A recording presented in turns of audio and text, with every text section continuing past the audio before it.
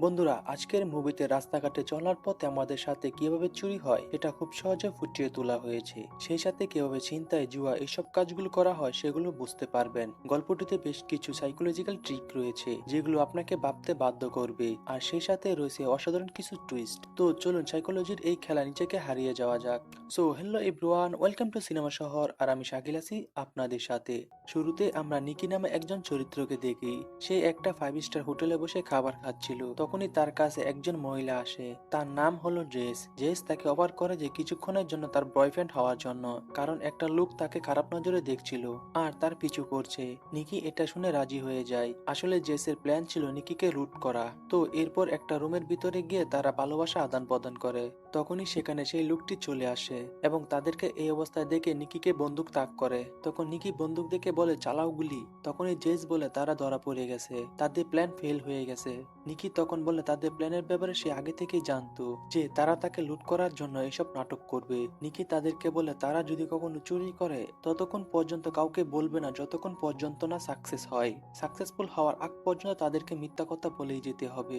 আর এই নিকি কোনো সাধারণ লেভেলের লোক ছিল না, সে ছিল বিখ্যাত একজন চোর। আর এই দিকে জেসও ছিল একজন ছোটখাটো চোর। সে মানুষের ওয়ালেট চুরি করত, কিংবা হাতে ছোটখাটো ব্রেসলেট, আংটি এসব চুরি করতো আর কি। নিকি তাকে বলে যদি একটা ভালো চোর হতে হলে তাকে অনেক কিছু শিখতে হবে। এরপর নিকি জেসকে ফলো করে। সে বুঝতে পারে যে জেসের মধ্যে কোনো একটা প্রতিভা রয়েছে। সে তাকে শিখায় যে কিভাবে মানুষকে হিপনোটাইজ করে তার সবকিছু চুরি করতে হবে। এরপর নিকি জেসের সঙ্গে প্র্যাকটিক্যালি করে আর তার সাথে কথা বলে তার সবকিছু নিয়ে নেয়। মানুষের কাছ থেকে কোনো কিছু চুরি করতে গেলে সবার প্রথমে তার ধ্যান আটকাতে হবে, আর ধ্যান যখন অন্যমনস্ক হয়ে যাবে তখনই তুমি তার জিনিসটা নিতে পারবে। এরপর কিছুদিন কেটে যায়, তারা দুজন আবারও দেখা করে।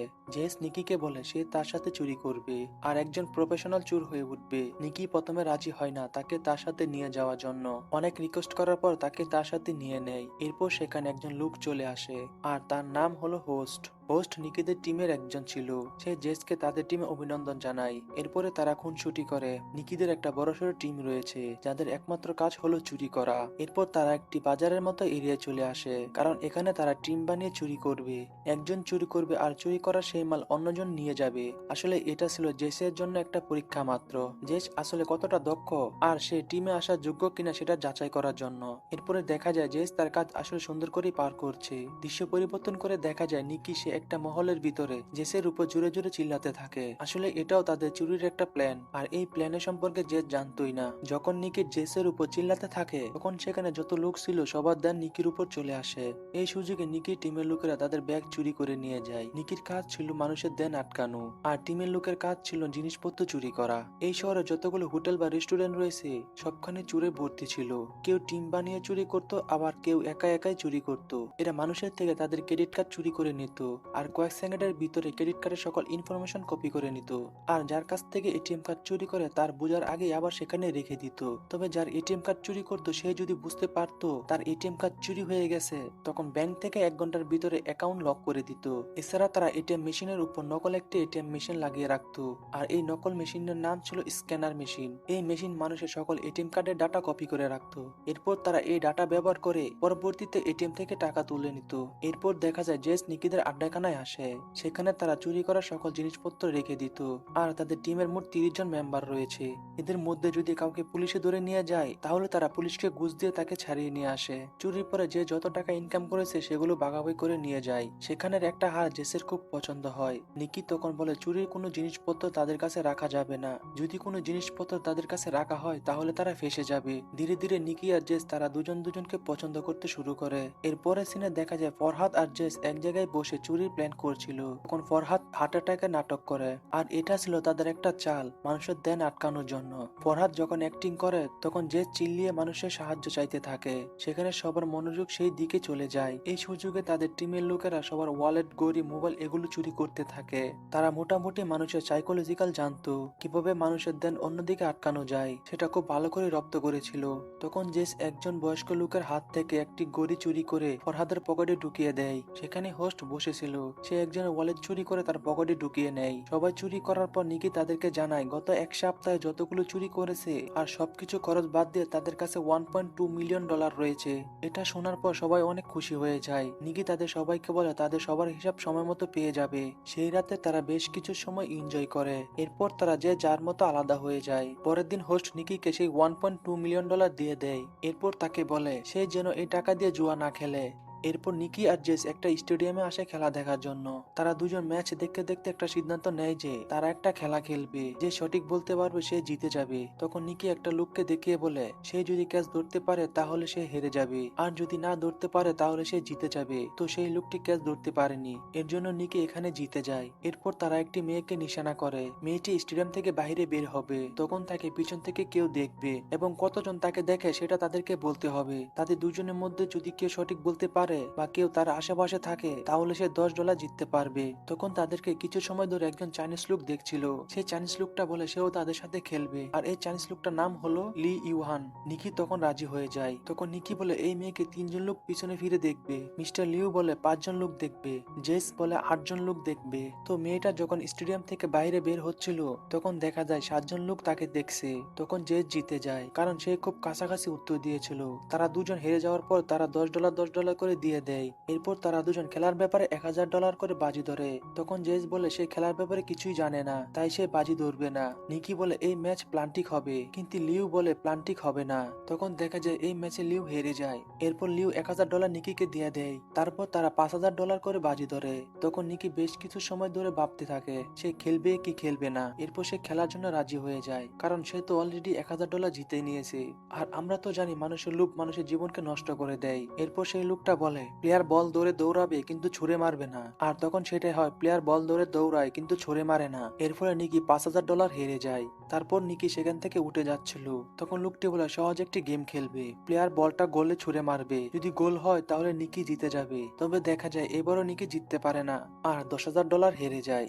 নিকি যতই হারে সে ততই রেগে যায়। এইবার সে $50,000 বেট ধরে। সে বলে প্লেয়ার বল ধরে দৌড়াবে না কিন্তু কিক মারবে। দেখা যায় সে এবারও হেরে যায়। প্লেয়ারটা বল ধরে দৌড়ায় কিন্তু কিক মারে না। তখন জেস তাকে বুঝায় যে জুয়া আর খেলো না, চলো এখান থেকে পালিয়ে যায়। কিন্তু নিকি তার কোনো কথাই শুনে না। সে রেগে গিয়ে $1,00,000 বেট ধরে। আর নিকি বলে প্লেয়ারটা ক্যাচ ধরবে না, ক্যাচ ছেড়ে দিবে। কিন্তু দুর্ভাগ্যবশত এবারও সে হেরে যায়। সে যত হারে ততই রেগে যায়। ধীরে ধীরে সে বেট বাড়াতে থাকে। সে যে টাকাগুলো দিয়ে বাজি ধরছিল সেগুলো তার একার টাকা ছিল না, সেগুলো ছিল টিমের টাকা। সে যদি এরকম ভাবে টাকা হেরে যায় তাহলে তার টিমকে কিভাবে টাকা দিবে। এই কারণে জেস তাকে বোঝানোর চেষ্টা করে আর এখান থেকে পালিয়ে যেতে বলে। নিকি জেসের কোনো কথাই শুনে না। সে তার রাগ কন্ট্রোল করতে না পেরে সে আবারও বেট ধরা শুরু করে। এরপর সে $1 মিলিয়ন বিট করে আর বলে যার টাসের নাম্বার যত বেশি হবে সে এই বেট জিতে যাবে। কিন্তু দুর্ভাগ্যবশত এবারও নিকি হেরে যায়, তার নাম্বার কম আসে। নিকি এইবার কি করবে কিছুই বুঝতে পারে না, কারণ তার কাছে যত টাকা ছিল তার সবকিছু সে হেরে যায়। এর ফলে সে রেগে গিয়ে আবারও $2 মিলিয়ন বিট ধরে। শর্ত হচ্ছে মাঠের মধ্যে যত জার্সি নাম্বার রয়েছে তাদের মধ্যে থেকে একজনের জার্সি নাম্বার লিউ মনে রাখবে। এরপর সেই নাম্বারটা নিকি নিজে বলে দিবে। খেলাটা আরো মজাদার করার জন্য বলে নিকি নিজে ওই নাম্বারটা বলবে না, নাম্বারটা বলবে জেস। লিউ এটা শুনে ভাবে সে খুব সহজে এই খেলাটা জিততে পারবে। তো লিউ দূরবীন দিয়ে মাঠের মধ্যে থাকা একজন খেলোয়াড়কে চুজ করে আর নিকি জেসকে বলে তার মনের মধ্যে যে নম্বরটা আসবে সে যেন সেই নম্বরটাই বলে দেয়। তখন জেস বলে সে এটা পারবে না, তার খুব ভয় করছে। নিকি তাকে শান্ত করে বলে যে তোমার মন যেটা বলবে সেটাই যেন সে করে। এরপর জেস মাঠে থাকা একজন প্লেয়ারকে চুজ করে আর সেই 55 নম্বর বলে। আর সে যখন এই নাম্বারটা বলে তখন লিও বলে সে ঠিকই বলেছে। তারা এই বিট জিতে যায়। এর ফলে তারা $4 মিলিয়ন জিতে নেয়। নিকি যত টাকা হেরেছিল তার 3 গুণ টাকা জিতে যায়। এরপর তারা ব্যাগ ভর্তি টাকা নিয়ে সেখান থেকে চলে যায়। আর লিও হলো একজন বিজনেসম্যান, তার সামনে কেউ যদি এরকম আজব খেলা খেলে তাহলে এই রকমের লাখ লাখ ডলারের বেট ধরে। আর নিকি মূলত এখানে এসেছে ওই লোকটাকে লুট করার জন্য। ওই যে তার বন্ধু বলেছিল যে টাকা নিয়ে যেন জুয়া না খেলে, আসলে তাদের টিমে সকলে মিলে এই প্ল্যানটা বানিয়েছিল। কিন্তু জেস এই ব্যাপারে কিছুই জানতো না।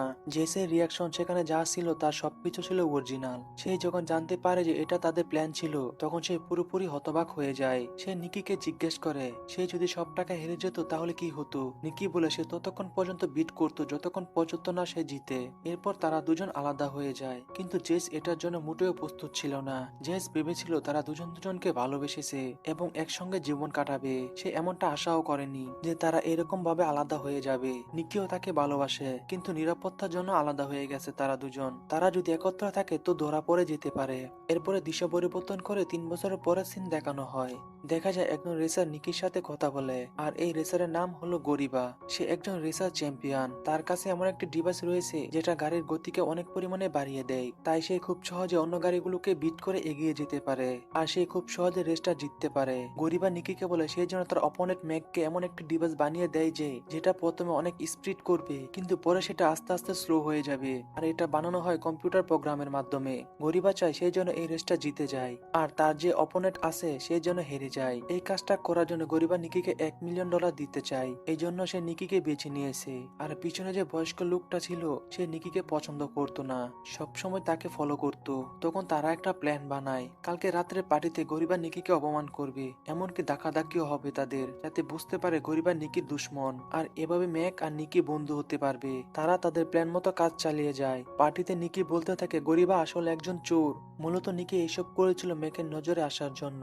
তো সে যখন গরিবাকে মারতে যাচ্ছিল তখন সেখানে জেসকে দেখতে পায়। জেস এখন গরিবার গার্লফ্রেন্ড। এটা দেখার পর সে প্রচুর পরিমাণে ড্রিঙ্ক করে আর সত্যি সত্যি গরিবাকে মারতে থাকে।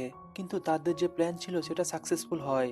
সেই ম্যাকের নজরে আসে আর ম্যাক তাকে পার্টনার বানিয়ে নেয়। নিকি ম্যাককে বলে সে তার গাড়ির জন্য এমন একটা ডিভাইস বানিয়ে দিবে যেটা গাড়ির গতি অনেক পরিমাণে বাড়িয়ে দিবে, তার বদলে সে $3 মিলিয়ন নিবে। তাতে ম্যাকও রাজি হয়ে যায়। একদিন নিকি জেসকে দেখার জন্য ডাকে। সে জেসকে বলে এখনো সে তাকে ভালোবাসে আর সে আবারও আগের মতো হতে চায়। জেস বলে আগে যা হয়েছে সবকিছু ভুলে যাও, আমি আগের থেকে এখন অনেক ভালো রয়েছি। আর সে গরিবাকে ছাড়তে পারবে না। এরপর নিকি তখন ফরহাদের সাহায্য নেয় জেসকে তার জীবনে ফিরিয়ে আনার জন্য। তারপর ফরহাদ জেসকে একটি হার দেয় যেটা জেস অনেক আগেই পছন্দ করেছিল।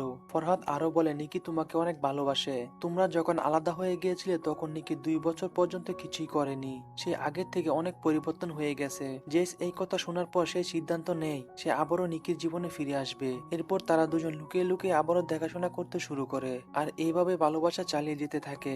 তারা দুজন সিদ্ধান্ত নেয় তারা এখান থেকে পালিয়ে যাবে। নিকি তখন বলে তার একটা কাজ আছে, কাজটা শেষ করার পরে তারা পালিয়ে যাবে। এরপর নিকি একটা ডিভাইস বানিয়ে ম্যাককে দেয় যেটা ম্যাকের খুব পছন্দ হয় এবং তার গাড়ির পারফরমেন্স অনেকটাই বাড়িয়ে দেয়। এতে ম্যাক খুশি হয়ে তাকে $3 মিলিয়ন দিয়ে দেয়। নিকি সেই ডিভাইসটি প্রতিটি খেলোয়াড়ের কাছে $3 মিলিয়ন করে বিক্রি করে দেয়। এরপর নিকি টোটাল $27 মিলিয়ন ইনকাম করে। এরপর নিকি আর জেস পালিয়ে যাওয়ার সময় গরিবা তাদেরকে ধরে ফেলে। নিকি যে ডিভাইসটা সবার কাছে বিক্রি করেছে সেটা আসলে গরিবার ছিল। নিকি গরিবার কম্পিউটার হ্যাক করে ডিভাইস প্রোগ্রাম ফাইলটি নিয়ে নিয়েছে আর সেটাই সে সবার কাছে বিক্রি করে দিয়েছে। গরিবা তাকে জিজ্ঞেস করে কিভাবে সে কম্পিউটার হ্যাক করলো, কারণ তার কম্পিউটার প্রতি 5 মিনিট পর পর অটোমেটিক পাসওয়ার্ড পরিবর্তন হয়। তার কম্পিউটার হ্যাক করা এতটা সহজ নয়। নিকি তখন বলে হ্যাঁ তোমার কম্পিউটার হ্যাক করা এতটা সহজ নয়। আর নিকি জেসকে যে হারটা উপহার দিয়েছিল সেটার ভিতরে সে একটি চিপস বসিয়ে দিয়েছিল। নিকি এটা করেছিল এই জন্য যে ওই হারটা যেন তার রুমে নিয়ে যায়। ঠিক সেটাই হয়, জেস ওই হারটা তার রুমে নিয়ে রেখে দেয়। কিন্তু জেস এই ব্যাপারে কিছুই জানে না। সেই হারের চিপসের জন্য নিকি সব তথ্য পেয়ে যেত। গরিবা কি কি টাইপ করে এবং কি কি পাসওয়ার্ড ব্যবহার করে, এমনকি কম্পিউটারের ভাইব্রেশনও শুনতে পেত। আর এটার সাহায্যে সকল ডাটা চুরি করে নিয়ে নিছিল। তখন এটা শোনার পর সেই বয়স্ক লোকটা তাকে গুলি করে দেয়। এটা দেখে গরিবা ভয় পেয়ে যায়। সে বলে তুমি এটা করেছো, তুমি সামলাও। এরপর সে ভয় পেয়ে সেখান থেকে চলে যায়। আসলে ওই লোকটা হলো নিকির বাবা। সে তাকে বাঁচানোর জন্য তাকে গুলি করেছিল, আসলে সে তাকে মারেনি। আর গরিবা হলো রেস চ্যাম্পিয়ন, তার কাছে প্রচুর পরিমাণে টাকা রয়েছে। নিকি যে কাজটা করেছে তার জন্য তাকে আজীবনের জন্য জেলে যেতে হবে, আর তা না হলে তার পিছু লোক লাগিয়ে মেরে ফেলতে পারে। তাই সে নিজেই নিজের ছেলেকে গুলি করে আর নিজে ট্রিটমেন্ট করে ঠিক করে ফেলে। আর এখানে মুভিটি শেষ হয়ে যায়। আর হ্যালো বন্ধুরা, তোমাদের কাছে মুভিটি কেমন লেগেছে তা কমেন্টে জানিয়ে দিও। ভালো লেগে থাকলে আমাদের সহযোগিতা করার জন্য সাবস্ক্রাইব করে দিও। সো বাই বাই, আল্লাহ হাফেজ।